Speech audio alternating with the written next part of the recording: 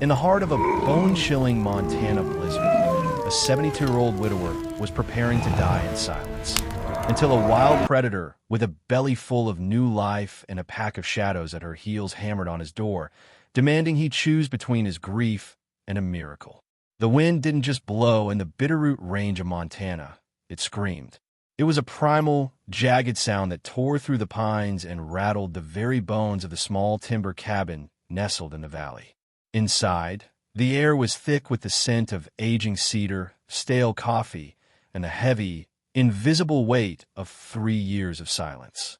Otis, a man whose hands were a map of 40 years of carpentry, calloused, scarred, and perpetually dusted with the memory of sawdust, sat by a fireplace that was losing its fight against the cold. He was 72, though on nights like this, he felt a century old. His wife, Hazel, had been the fire in this house. Since she passed, the cabin had become less of a home and more of a beautifully crafted box where Otis waited for the seasons to stop changing. At his feet lay Gus. For 10 years, the beige and white tabby had been the perfect mirror to Otis's soul. Gus didn't chase mice anymore. He didn't even chase the sunbeams that filtered through the dusty windows. He existed in 2 states, a deep, rhythmic slumber atop the highest bookshelf, or a slow, methodical grooming of his fur that seemed more like a chore than a habit. They were 2 old souls, drifting together in a sea of quiet. But tonight, the silence was shattered. It started with a sound that wasn't the wind. It was a low, vibrating hum that seemed to come from the floorboards themselves. Otis stirred, his aching joints protesting as he shifted in his chair. He looked down, expecting to see Gus asleep. Instead, Gus was standing. The old cat was on the windowsill, his spine arched like a jagged mountain ridge. Every hair on his body stood straight up, electrified. His tail, usually a lazy pendulum, was lashing violently against the frosted glass. But it was the sound, a guttural, thunderous growl, that made the hair on the back of Otis's neck rise. Gus wasn't just annoyed. He was terrified. He was signaling a disaster. "What is it, Gus?" "Just the wind playing tricks," Otis whispered, his voice raspy from hours of disuse. He dragged his legs toward the window. The glass was opaque, feathered with thick layers of frost that looked like frozen ferns. Otis used his rough woolen sleeve to scrub a circle into the ice. The cold vibrated through the pane, stinging his skin.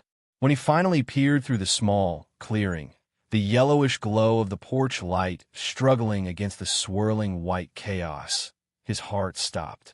There, huddled against the bottom of the door, was a female bobcat. She was magnificent and miserable. Her fur was matted with ice, and she was trembling so violently that the vibrations seemed to shake her entire frame. But it was her belly that caught Otis's eye, huge, heavy, and hanging low against the snow. She wasn't just a predator seeking warmth. She was a mother on the brink of labor. "My God," Otis breathed, but the bobcat wasn't looking at the door. She wasn't begging.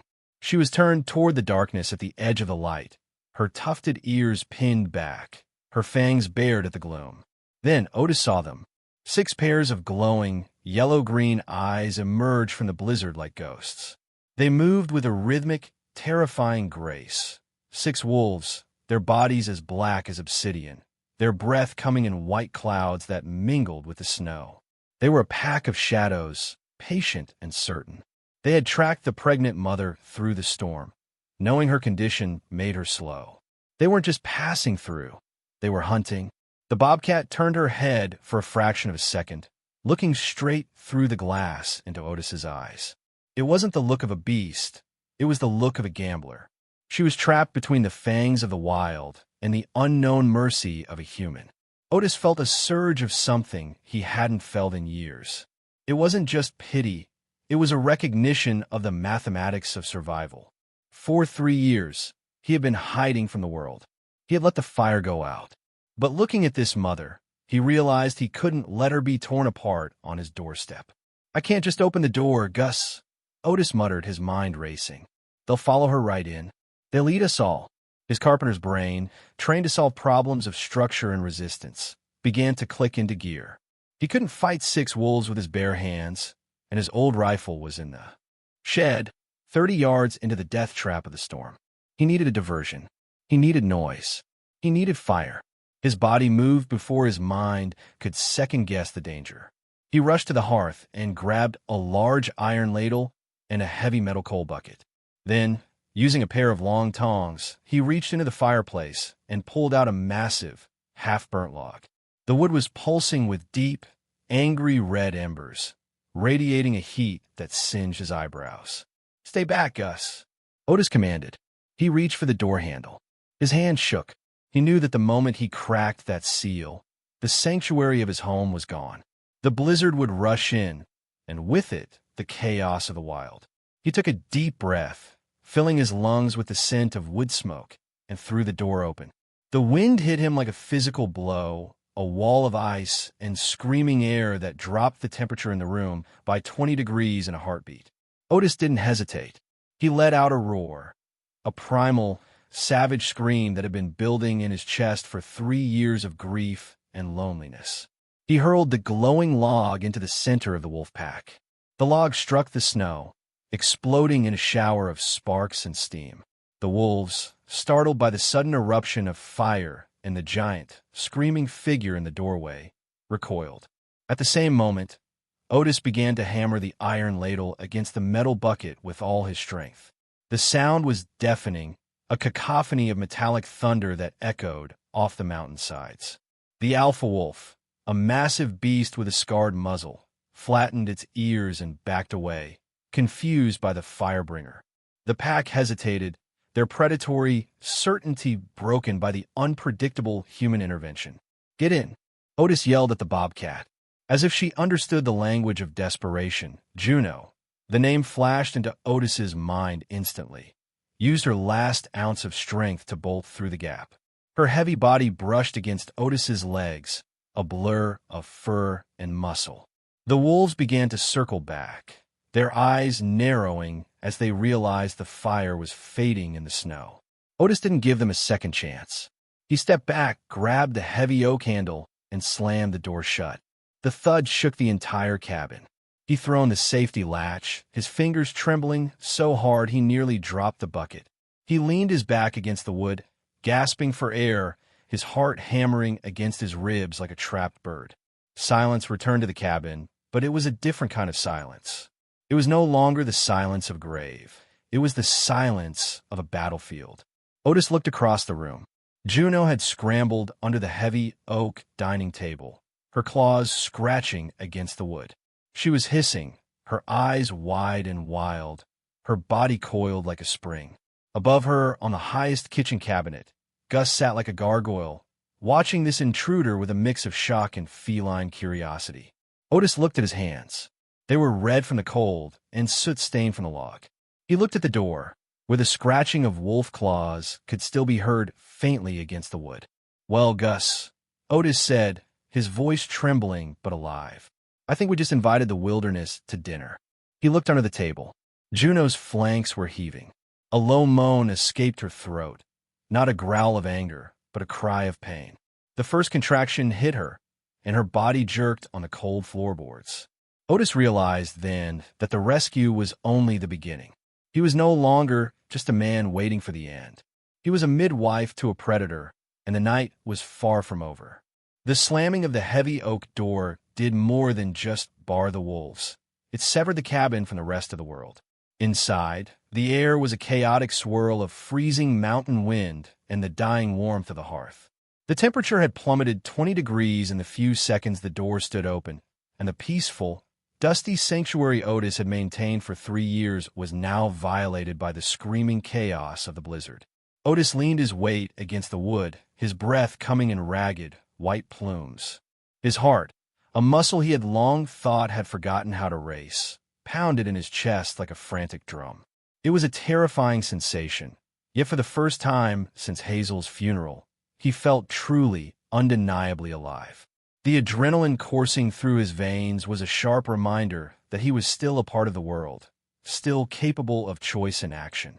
In the corner, under the long shadows of the dining table, the bobcat he would come to call Juno was a coil of defensive fury. Her claws scrabbled against the wooden floorboards as she hissed, her yellow eyes glowing with a mixture of pain and predatory warning. She was exhausted, her flanks heaving, but her wild instincts remained sharp. She was ready to fight anything that dared to approach her vulnerable state. High above, Gus remained perched on the kitchen cabinet, his eyes wide with an alertness that had been absent for years. He watched the intruder with a twitching tail, his domestic world having been turned upside down by this sudden, snarling addition to the household. Otis moved slowly, keeping his hands visible and his movements small, as he had learned to do when handling skittish animals in his youth.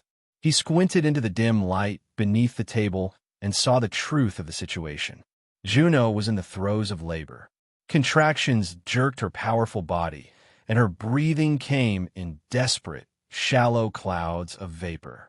She was going to give birth tonight, in the middle of a storm on a cold, hard floor. "I can't leave you on the bare wood, girl," Otis whispered, his voice a low rumble meant to soothe. His mind raced through the cabin's contents. He needed something soft, something warm, and something that could serve as a nest. His gaze drifted toward the far corner of the room, settling on a dusty wooden chest. It was a piece of furniture he had treated like a tomb for 3 years, never daring to touch the lid or acknowledge the treasures hidden within. It contained the final fragments of Hazel's life, items too precious to discard but too painful to look upon. He walked toward it as if approaching an altar. His hand trembled as he gripped the lid, and the hinges gave a long, protesting creak from disuse. As the chest opened, a wave of cedarwood and lavender washed over him, a scent so powerful it nearly knocked him backward with the weight of memory. Hazel's scent still lingered there, preserved in the fibers of the wood like a ghost. He reached inside and pulled out a quilted blanket. It featured a double wedding ring pattern, the interlocking circles representing a chain of connection and commitment. This was the quilt Hazel had been sewing during her final days. Every stitch was a testament to her love and her hope for a future they would never get to share. In the corner, a single sewing needle remained pinned to the fabric, marking the exact spot where time had stopped for her. Otis reached for the needle, intending to remove it, but he paused. Something in his heart told him that this was not a moment for endings, but for a continuation. He took a piece of fabric tape from the sewing kit and carefully bent the needle tip, wrapping it securely so it wouldn't harm the bobcat or her young. He stroked the fabric, his rough carpenter's fingers catching on the delicate stitches. "She hasn't finished it yet," he whispered to the empty room.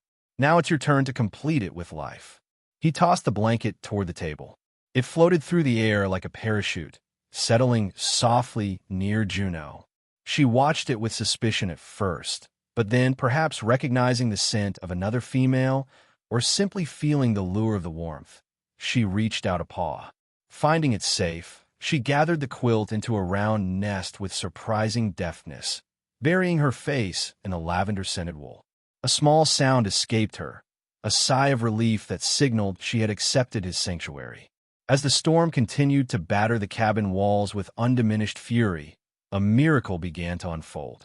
In the flickering firelight, the deathly silence of the last 3 years was finally broken. Weak, high-pitched cries filled the room as 3 tiny lives were born onto the floral blanket. They were sounds of the future, of a beginning that had nothing to do with grief or the bitter Montana winter. However, the kittens were born into a world of terror. Every time the wind slammed against the windows, the newborns startled and cried out in distress. Their voices were thin and fragile, easily overwhelmed by the roar of the blizzard. Juno was incredibly tense, her ears swiveling like radar dishes toward every sound, unable to shield her young from the terrifying noise that seemed to permeate the walls. Otis felt a deep sense of helplessness. He didn't know how to calm a wild animal or a frightened offspring. He looked up toward the loft, where an old violin hung in the shadows, covered in a layer of dust so thick it looked like gray fur. He had sworn never to play again after Hazel's funeral, sealing that part of himself away as firmly as he had sealed the quilts. But the cries of the beans, as he had already begun to call them, broke through his self-imposed walls. He climbed the ladder with joints that ached from the cold, took the instrument down with reverent hands, and wiped the dust away with his shirt. Sitting by the fireplace, he began the slow process of tuning the strings, which had gone slack over years of neglect. Finally, he drew the bow across the strings. He didn't play a random tune.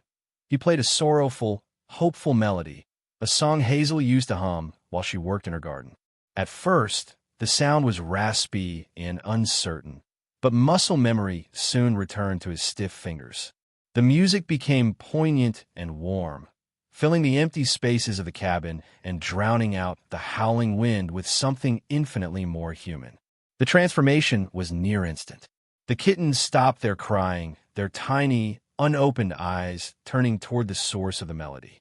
Juno, for the first time since entering the cabin, allowed the tension to drain from her muscles.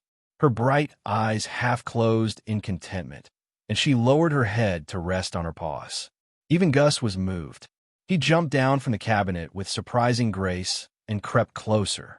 He didn't approach the bobcat directly, but he lay down in the space between Otis and Juno, his back turned to his master like a trusted bodyguard watching over this strange, new family.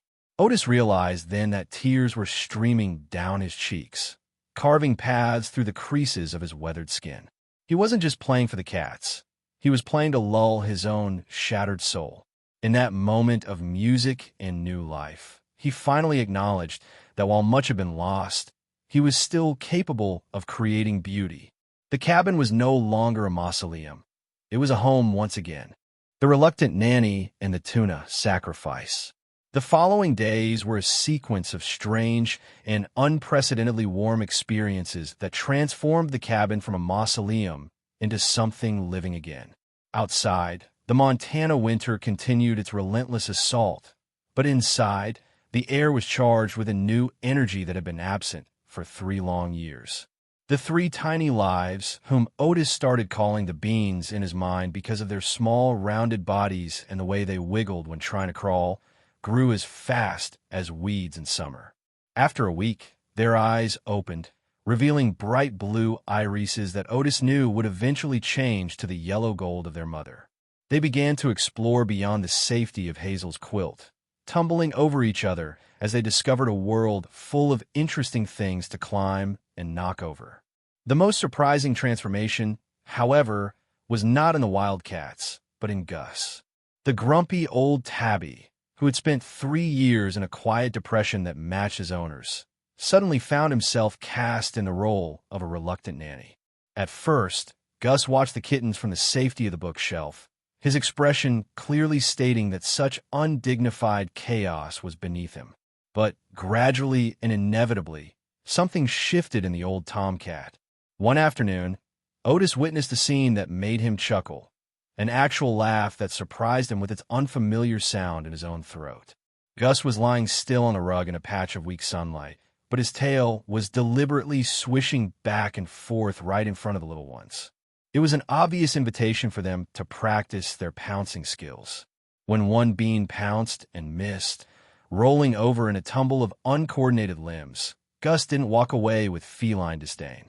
Instead, he used his front paw to gently push the kitten's bottom, helping it stand back up on its wobbly legs. He then bent down to lick the kitten roughly but affectionately, his tongue smoothing its ruffled fur. Watching this, Otis sat drinking his coffee and smiling, the first real smile that had touched his lips after many long years of simply existing. Inspired by the life around him, Otis began to find joy in small projects again.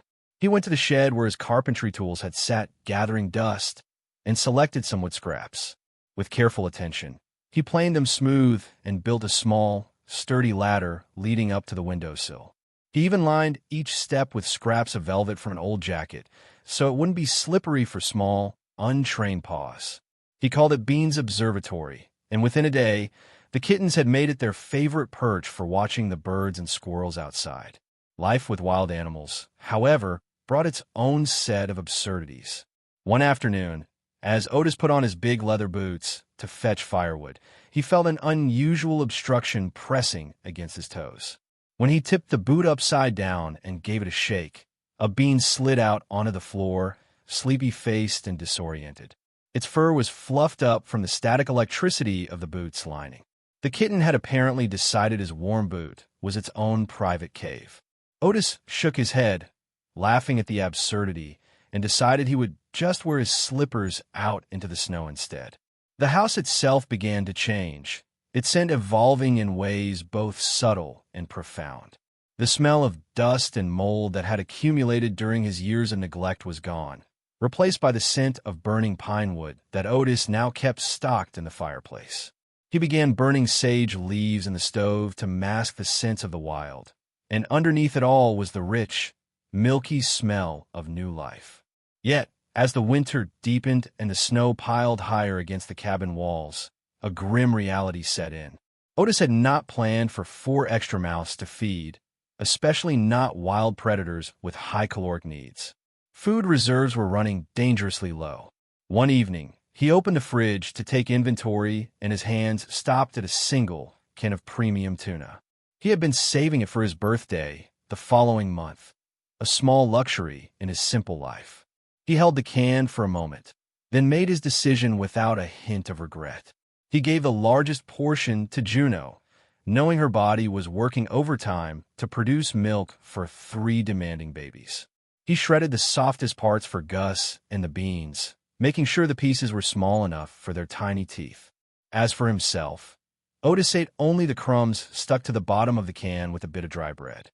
A month ago, such a meal would have depressed him, but now it seemed perfectly adequate. After Juno finished eating, licking the last traces of oil from her whiskers, she did something that left Otis stunned. She picked up a small piece of unfinished meat she had been saving, carried it carefully in her jaws, and placed it at Otis's feet before returning to her nest. It was an act of sharing, an acknowledgment of pack and family. In that moment, Otis realized that this wild animal had accepted him as one of her own. But peace in the mountains is often fleeting. While they sat in the warmth of their newfound connection, death still lurked in the corners of the old house, patient and opportunistic, waiting for the one moment when their vigilance would slip. Peace is a fragile thing in the Bitterroot Range, often as thin as the first layer of ice on a mountain lake. For Otis, the cabin had finally begun to feel like a sanctuary rather than a prison. The presence of Juno and her beans had filled the hollow spaces left by Hazel, and the routine of caring for them had given his hands a purpose they hadn't known in years. But nature has a way of reminding the living that vigilance is the price of survival, and even in the warmth of a home, danger can walk on silent feet. The evening had begun like any other. The wind outside was a dull roar, less aggressive than the blizzard that had brought Juno to his door, but still cold enough to make the timber frame of the cabin groan. Otis sat in his chair, darning a wool sock with slow, methodical movements. Gus was curled up on his favorite armchair nearby, his breathing deep and rhythmic, a picture of domestic contentment. Under the table, Juno was draped over Hazel's quilt, her 3 kittens nursing in a soft pile of fur and warmth. In the fireplace, a heavy log of seasoned pine burned with a steady, orange glow. It was a common occurrence, a small pocket of sap inside the wood heating up until it expanded and burst. The pop was soft, barely louder than the click of Otis's knitting needles. It sent a tiny ember, no larger than a pea, flying out past the iron screen. Otis didn't see it. The ember landed on the edge of the old rug, rolling just out of sight beneath the heavy sofa into a dark corner where the shadows were thickest. He finished his darning, checked the fire screen out of habit, and turned off the lamp. He felt a bit more tired than usual, a heavy, leaden feeling in his limbs, but he attributed it to his age and the long day of carpentry. He climbed into bed, and within minutes, he was submerged in a deep, dreamless sleep. The ember didn't ignite into a dramatic blaze. Instead, it smoldered. It gnawed slowly at the fabric of the rug and the dry wooden floorboards beneath, creating a thick, invisible, and toxic cloud of carbon monoxide. The gas filled the cabin from the floor up, a silent killer that carried no scent and gave no warning. Otis's breathing became shallower. The poison was doing its work, pulling his consciousness down into a darkness from which there would be no waking. Nearby, Old Gus had fainted on his chair, his body going limp as the oxygen was slowly squeezed out of the room. But Juno was not a creature of the domestic world. Her wild instincts, sharpened by generations of surviving in an environment where the slightest change in the wind could mean death, remained active even in sleep. She smelled the change in the air, a chemical wrongness that her ancient brain recognized as a threat. She felt the abnormal heat radiating from the floorboards near her nest, a heat that was far from the fireplace and threatening her kittens. Juno let out a piercing cry, a sound that was almost human in its urgency and terror. She paced the small area under the table, her heart racing as she realized the giant who provided her safety was not responding. She leaped onto Otis's bed, her powerful muscles coiling as she landed on the mattress. She began to yank at his blankets with her teeth, trying to pull him from the heavy sleep, but he remained motionless, his face pale in the dim moonlight. Desperation took hold. Driven by the same instinct that had forced her to seek shelter with a human, she leaned down and bit hard into Otis's calf. Her fangs sank deep into the muscle, a sharp, white-hot flash of pain that pierced through the fog of the carbon monoxide. Otis's eyes flew open. He tried to sit up, but his head throbbed with a blinding pain, and his chest felt as though iron bands were being tightened around his ribs. The air in the room was hazy, a thin veil of smoke shimmering in the dark. Through the blur, he saw Juno. She wasn't attacking him. She was already moving, frantically carrying each kitten one by one toward the door, the beans dangling from her mouth. Fire! He gasped, the word burning his throat. He saw Gus, lying unnaturally still on his chair. Using every ounce of his remaining strength, Otis rolled off the bed. His body hit the floor with a thud that knocked the little air he had left out of his lungs. He couldn't stand. His legs felt like lead weights. He began to drag himself across the floor using only his elbows and arms, every movement an agony of effort. He reached the main door and threw it wide, along with the safety latch. The cold mountain air rushed in. The same freezing wind that had been his enemy weeks ago was now his salvation. He turned back, crawling toward Gus. He scooped the limp tabby into his arms and dragged himself out onto the porch. In the clean, biting air of the porch, Otis laid Gus down. He patted the cat's chest, harder than he ever wanted to, but with the necessity of a man fighting for a life. Once, twice, 3 times. Finally, Gus coughed violently, his body convulsing as his eyes flickered open. They sat together on the porch, huddled against the cold wood. Juno was there, her 3 kittens safe beside her, her yellow eyes reflecting the moonlight as she watched the man who had sheltered her. Otis looked down at his leg, where the tooth marks were bleeding through his pants, and then at the smoke beginning to clear from the open door. The boundary between man and beast was gone. He hadn't just saved a bobcat during a storm. She had saved his life from a silent death. The debt had been repaid in full. As they sat in the silence of the Montana night, breathing air that tasted like life itself, Otis knew that the circle was finally complete. Spring in the Bitterroot Range did not arrive with a gentle whisper. It arrived with the violent, beautiful sound of a world breaking its chains. The heavy, suffocating silence of the Montana winter began to crack as the snow retreated, first slowly and then with a sudden, overwhelming rush. The mountainsides, once stark and white, began to reveal patches of damp, brown grass, proof that the earth had remained alive beneath the crushing weight of the frost.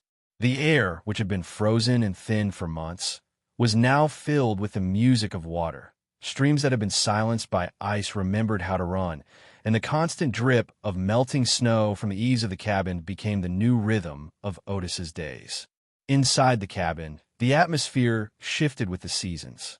The beans were no longer the fragile, wiggling creatures that had been born on a lavender-scented quilt. They had grown fast, their legs becoming sturdy and their movements gaining the fluid, predatory grace of their mother. Their eyes had shifted from the cloudy blue of infancy to a bright, intelligent yellow gold. One morning, Otis watched as the smallest of the 3 kittens, The adventurous one who had always been the first to explore scaled the beans observatory he had built. The kitten reached the top and placed its front paws against the glass, which was covered in a thick layer of condensation from the morning sun. It stood there, staring out at the vast, greening landscape that would soon be its hunting ground. When it finally jumped down to chase a stray dust mote, it left behind two perfect, tiny paw prints on the glass. Otis walked over to the window, but he didn't reach for a rag to wipe the prints away. Instead, he stood there for a long time, looking at the marks. He placed his own hand, large, rough, and calloused from a lifetime of carpentry, against the glass right next to the tiny prints. The contrast was staggering, a lonely giant and a tiny wild creature. Yet both were sharing the same beat of survival and the same rhythm of existence. He realized then that he was no longer the same man who had sat by a dying fire waiting for his own end. However, as the green things began to push through the mud, Juno's behavior changed. The domestic safety of the cabin, which had been her sanctuary during the winter, was beginning to feel like a cage. She became restless, pacing the length of the cabin for hours. Frequently, she would pick up a kitten by the scruff, carry it to the door, and set it down, only to carry it back to the nest a moment later. Her wild instincts were screaming that it was time. Her children needed to learn the language of the forest, the scent of prey, and the rules of the mountain. Otis recognized the signs. As much as it pained him to imagine the cabin returning to its former silence, he knew he couldn't keep them. He had always known this arrangement was temporary. Wild things do not belong to men. They belong to the wild. "You're ready, aren't you, girl?" Otis whispered one evening as he watched Juno stare at the tree line. He decided he wouldn't let them go empty-handed, or rather, without a piece of the home that had saved them. He went to the wooden chest and took out Hazel's double wedding ring quilt. Using a pair of scissors, he carefully cut a small square of the fabric. This piece of cloth was soaked in the history of the house. The scent of cedar, the lingering hint of Hazel's lavender, the smell of wood smoke, and the scent of the kittens themselves. Before the sun reached its peak that afternoon, Otis put on his boots and stepped out into the mud. He followed the game trails he had known since he was a boy, moving deep into the edge of the forest. He found what he was looking for, a massive, ancient oak tree with a hollow at its base. It was dry, sheltered from the wind, and hidden from the eyes of larger predators, the perfect place for a bobcat to start a new den. He tucked the piece of the blanket into the curved space, lining the hollow to give them one last bit of warmth to take into the deep woods. When he returned to the cabin, the time had come. Juno did not hesitate. She began the laborious process of transporting her family, making multiple trips between the cabin and the forest. Otis stood in the doorway, leaning against the frame, watching the last of the beans disappear into the shadows of the pines. Juno stopped at the oak hollow. She set down the last kitten and nuzzled her head against the piece of Hazel's blanket Otis had left there. She breathed in the scent of the man who had stood between her and the wolves, the man who had played the violin to calm her babies, and the man who had shared his last can of tuna when the world was frozen. Then she turned back. She looked across the clearing to where Otis stood. It wasn't a look of subservience, but a deep, silent gaze of equal acknowledgment. Two beings, vastly different in species, but identical in their struggle to survive and their capacity for connection, shared a final moment of recognition. Then, with a single fluid motion, she turned and vanished into the green. The cabin was silent once more, but it was not the silence of the grave. Otis walked back inside, where Gus was sitting on a rug, looking toward the door. The old cat purred as Otis sat on the steps, the spring sunlight finally hitting his weathered face without the filter of glass. "Thank you for waking me up," Otis whispered to the wind. He wasn't just talking about the night of the fire. He was talking about the 3 years he had spent as a ghost in his own home. He looked at his hands, then at the forest, and for the first time in a very long time, he looked forward to tomorrow. The harvest of the heart. 1 year had passed since the great blizzard, a cycle of seasons that had seen the Bitterroot Range shed its white skin, bloom in a riot of alpine wildflowers, and eventually surrender once more to the inevitable chill of the northern heights. Inside the cabin, The heavy shroud of mourning that had once smothered the air was gone, replaced by the honest, rhythmic sounds of a man engaged with the world. Otis was no longer merely a ghost drifting through his own hallways. He had become a man of purpose again. The long coma of grief that had lasted 3 years after Hazel's passing had finally broken. Otis spent his days tending to the repairs he had neglected for so long, his carpenter's hands finding joy in the resistance of wood and the strength of stone. He had repaired the chimney, planed the sticky doors, and now, as the first signs of the next winter began to tease the air, he set his sights on the front step. The concrete of the front porch had cracked under the pressure of the previous winter's frost. Otis mixed a fresh batch of cement, smoothing the gray surface with a trowel, working with a precision that would have made Hazel proud. As he smoothed the wet surface, his eyes drifted up to the window of the observatory he had built for the kittens. The tiny paw prints left in the condensation a year ago were long gone, but the memory of them remained etched in his mind. A sudden, whimsical idea struck him, a way to make the temporary permanent. He looked toward the edge of the forest and called out loudly, not truly expecting an answer, but feeling the need to reach out to the silence. "Hey, anyone out there?" To his utter amazement, the bushes at the tree lean stirred. A tiny shadow emerged, not a kitten anymore, but a young, lean predator. It was the adventurous being, the one who had always been the first to climb and the last to back down. The young bobcat crept across the clearing with the careful, fluid steps of a wild thing approaching a legend. As if understanding Otis's silent intent, or perhaps simply trusting the voice that had once lulled it to sleep with a violin, the bobcat stepped onto the wet cement. It placed a single, perfect paw print right in the center of the patch. Otis smiled, a warmth filling his chest that had nothing to do with the sun. Using his finger, he traced a line in the cement beside the print. The Winter family. It was a mark that would last as long as the concrete itself, a testament to the night the wilderness came to stay. As the year turned fully, Otis found himself sitting by the window in the late afternoon, the golden light of the setting sun being the best for his aging eyes. He was reading a book with Gus, now an old cat of legendary status, purring like a small, contented engine against his chest. Movement at the tree caught his eye. A silhouette emerged, moving with a confident grace that belonged to a master of the forest. It was a fully grown, beautiful bobcat, its coat glossy and thick, its eyes burning with the intelligence of a survivor. It didn't approach the door. It respected the boundary between the domestic world and the wild. Instead, it leaped onto the windowsill with a silent power. The bobcat placed a fat field mouse on the sill, a hunter's tribute, a fair repayment for the sanctuary given during the storm. It looked through the glass at Otis, and for a long moment their gazes locked.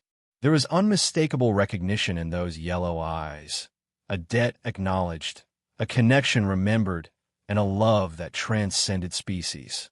Then, with a single nod, the cat turned and vanished back into the shadows of the Bitterroot Range. Otis roasted the mouse for Gus, watching the old tabby enjoy the feast with predatory joy. He looked out at the forest, his heart filled with a peace he had once thought lost forever. "Thank you for waking me up," he whispered again to the trees. He realized, then, that saving a life is like planting a seed in dark, frozen earth. You cannot know what shape the tree will take or if it will survive the inevitable storms. But if you plant with care and tend with love, its shade will eventually return to shelter you from the harshness of existence. Its roots will hold firm the ground you walk on, and its branches will reach toward the same sky that covers both man and beast. The cabin was no longer a place where Otis waited for death. It was a place where life, in all its wild and beautiful forms, was celebrated. Every rescue, he knew, begins with a heartbeat that refuses to give up, and sometimes that heartbeat is your own.